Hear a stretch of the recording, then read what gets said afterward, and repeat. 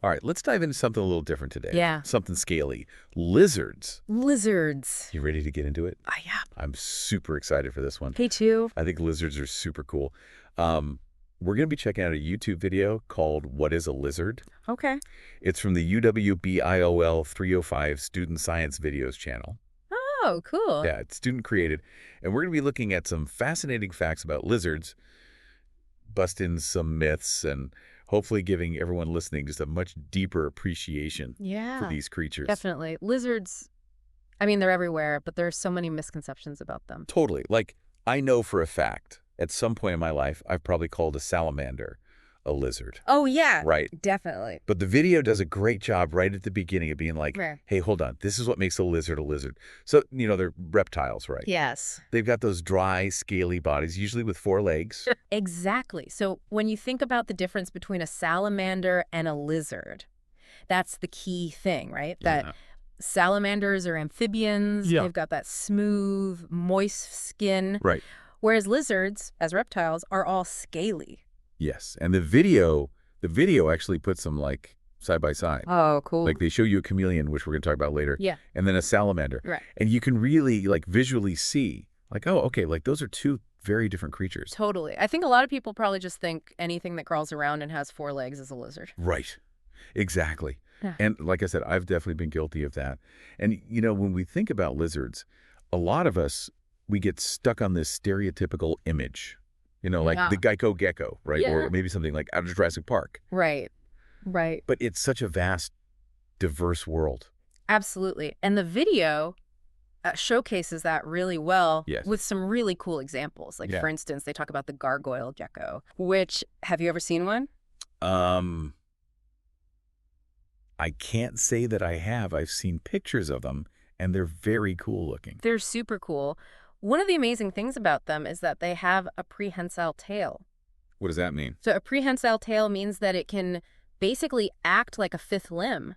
Oh, wow. So it can grip onto things. So they're already amazing climbers because they have, those famous sticky toes that geckos are known for. Yeah. But then on top of that, they have this tail that can also grip. Right, so it's like extra support. Extra support, extra stability. Wow. Makes them really incredible at navigating, their arboreal environment. Wow. And you mentioned the sticky toes, and we were just talking about misconceptions before. Yeah. Like, I feel like when people think about gecko feet, they think like super sticky, like Spider-Man sticky. Yeah. But the video pointed out that gargoyle geckos, they're not AS sticky, right? Exactly. So gargoyle geckos have those sticky toes, but they're not quite as sticky as some other geckos. Right. So there's like a range of stickiness in the gecko world. There is a range, exactly. Right. So, all geckos have those specialized toe pads that are covered in these microscopic hairs called setae, and they basically create a sort of molecular bond with surfaces. It's like defying gravity almost. It really is. And some geckos, like the tokay gecko, for example, have evolved even more specialized setae that make them,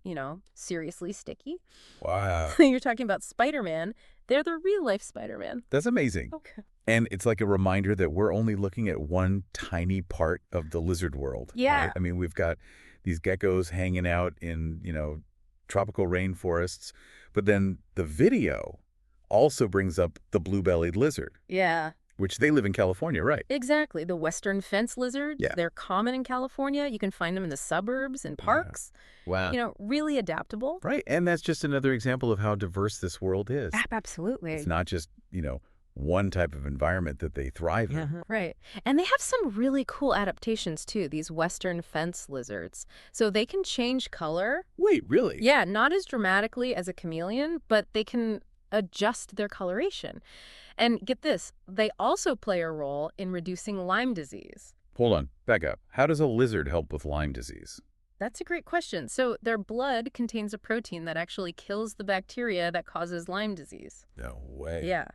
So when ticks, which carry the bacteria, feed on these lizards, the bacteria are destroyed. So it breaks the chain of transmission. So these lizards are basically like little superheroes. They are. They're like the Lyme disease fighters of the lizard world. I love that. Yeah. It makes you wonder what other kind of natural defenses are out there in the animal kingdom that we could learn from. It's a fascinating area of research. A lot of scientists are looking to nature for solutions to human problems. Yeah, biomimicry. Exactly. And this is a Yeah. great example of how understanding these natural processes can lead to, potential breakthroughs in human health. Okay. And speaking of color changing, we kind of have to talk about chameleons. Oh, It's yeah. like the classic lizard thing. Absolutely. And I'll admit, I always thought that the color changing was all about camouflage. Yeah. It's a very common misconception. But the video was like, hold on, there's more to it than that. Yeah. And I was blown away. It's not just about blending in. So what's the real story? So, while chameleons definitely can and do use their color-changing abilities for camouflage, Right. it's actually primarily driven by communication and temperature regulation. Oh. So, those vibrant shifts that we see are more about sending signals to other chameleons. Interesting. Things like, hey, I'm a male, stay away from my territory, Yeah. or I'm ready to mate. And they can also use their color to absorb or reflect heat. Oh. So like darker colors when they want to warm up. Exactly. Yeah, makes sense. And the way they do it is super cool. They have these things called nanocrystals in their skin. Nanocrystals. What are those? They're basically microscopic particles that reflect light. And depending on how these crystals are arranged, it changes the color that we see. Wow. So it's like built-in like light manipulation technology. It really is. It's like they have their own personal light show going on under their skin. I mean, part of me still thinks that the camouflage thing has to be, yeah, at least somewhat intentional, right? Like it seems way too useful to just be a coincidence. I can see where you're coming from. It's definitely a multifaceted adaptation. Right. I mean, it's working for them, however it happened. But while chameleons, they're kind of masters of blending in and changing colors, other lizards have evolved incredible ways to just totally conquer water. Oh, yeah. Which I was not expecting. They're surprising, aren't they? The video talks about the basilisk lizard, which can apparently run on water. Yes. Wait, hold on. Running on water? Like actually running? For short bursts, yes. They can run on water. It's amazing. How is it even possible? They use their long toes and these specialized scales on their feet to create little air pockets, basically. And that keeps them afloat. Wow. They can reach speeds of up to 15 miles an hour. That's wild. But I mean, I guess if they tried that in the ocean, they'd just run straight into a wave. Yeah, you make a good point. Right. Their water running skills are better suited for, calmer waters like ponds and streams. Right. Okay, that makes sense. But speaking of the ocean, we have to talk about the marine iguana. Oh, yeah. The kings and queens of the water. Exactly. They've taken aquatic life to a whole other level. So they don't just run on water, they live in it. They live in it. They can dive up to 20 meters deep. Wow. And hold their breath for over 30 minutes. What? That's insane. How do they do that? They have all sorts of cool adaptations. For instance, they have those long, sharp claws that are perfect for gripping onto rocks, especially in strong waves and currents. Oh, right, because they need to be able to anchor themselves. Exactly. And you think about those claws compared to, the gecko's sticky toes, right? Yeah. Two completely different approaches. Totally different evolutionary paths. Exactly. It's all about what works best for their particular environment. And, we keep talking about all these different types of lizards. And it's easy to forget that they come in, like, all shapes and sizes. Oh, yeah. The video mentioned that marine iguanas, some of them can reach up to 7 feet long. Yeah, they even get big. That's huge. So we've got tiny little geckos clinging to walls. Yeah.